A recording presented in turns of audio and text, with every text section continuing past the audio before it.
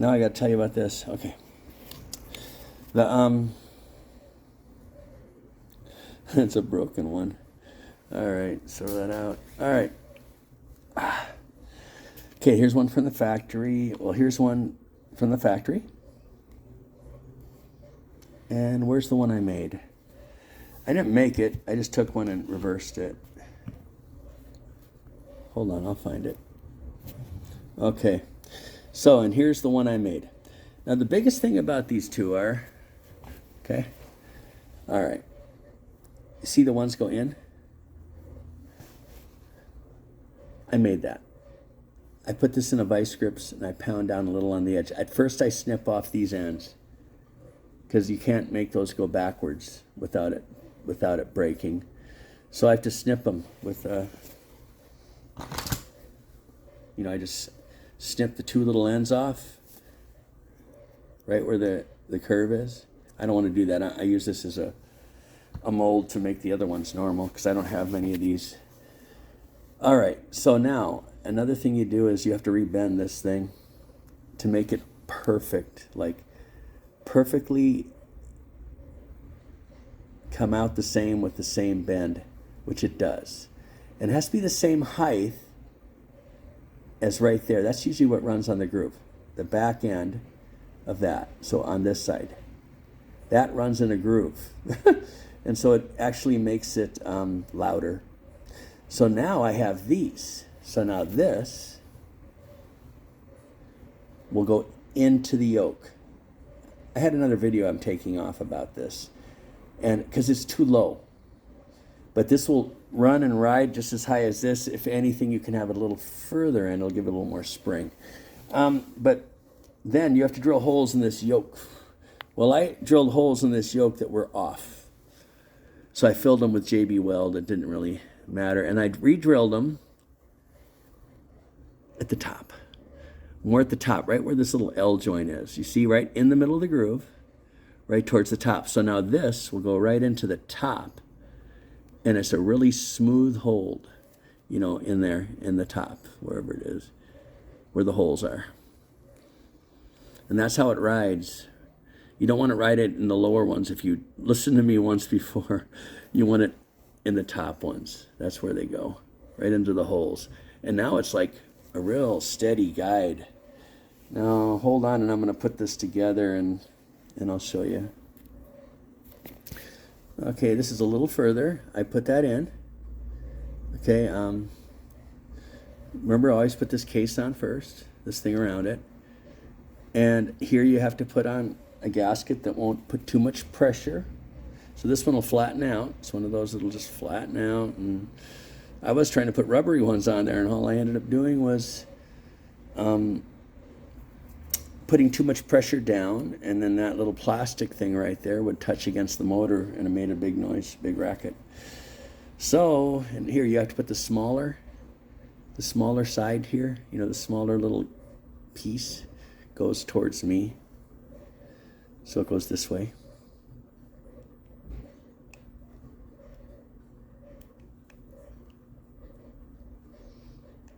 Make sure it goes right in that hole. And I'm gonna tighten it, so I'll be right back. Okay, so now when you get this on, you can see that they're coming in and not going outward. Now you want this snug. You want this snug so it's really nice.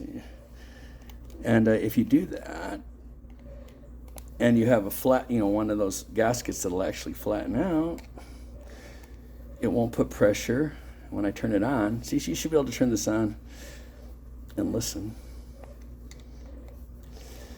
And then you'll know if it's touching anything. If you have it too tight. A little bit more, just a little bit, teeny weeny more, and then I'll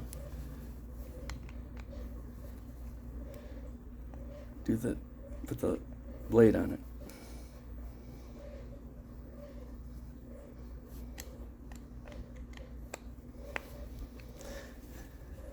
That's pretty tight. That's just right. Now let's see what happens. It's touching it. That's a good way to know. It's touching it. So watch this. I guess I need to put a new piece in there. See that? Look at that. That's just because I'm loosening this up, because this little piece here is bad. So I'm going to switch it. Okay, here's a brand new one. See? Had to take it apart, put in a brand new one. Spring still in there. Now I'm going to put the thing back on and get where I was. I just had to, I'm almost there. I'll be done in a minute. Okay, got it tightened down. Really nice drag on that. Now it's quiet.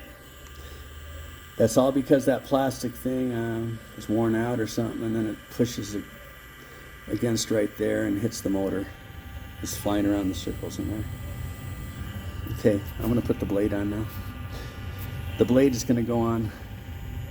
You'll see. Okay, I want you to see me put the blade in. See that? Now I'm going to make sure it hits those holes way in the back on the topper end. So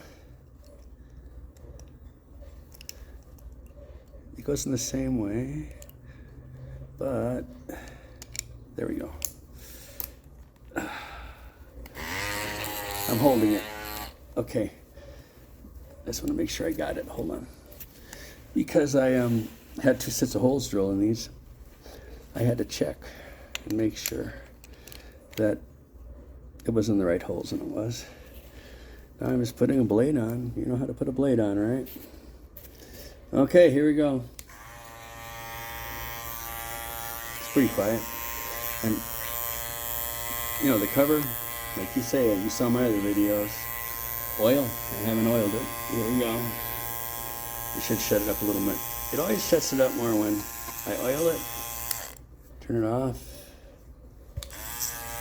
And it's sitting there for a while though. But now it should cut hair really strong, smooth. It's a nice everything.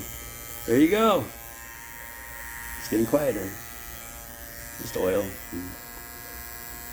And here we go. I will put it with the rest of my other ones. So these are all fixed so far. I noticed there's a little noise in this one. You can hear it. A little rattle now. I think it's hitting on something, but I could be wrong. Anyway, but I'll take it apart, look at it, put another gasket in there that'll smush, because I had put a lot of rubber gaskets in there, thought it would be better. And all it did is make it noisy. So it needs that right original kind of gasket thing. And the covers, I'm always working on those covers, trying to make them flush. Anyway, all right, thank you. I hope this is a lot shorter and it helps you better. Okay, parry out, and they cut good that way because they're higher up. They're not so dang low and doesn't give it that spring, and they're higher up and they just go. All right, man, I hope you can fabricate that yourself. Buy some extra ones before you do it. You might be out if you break something. All right, and I'd get all those parts. Okay.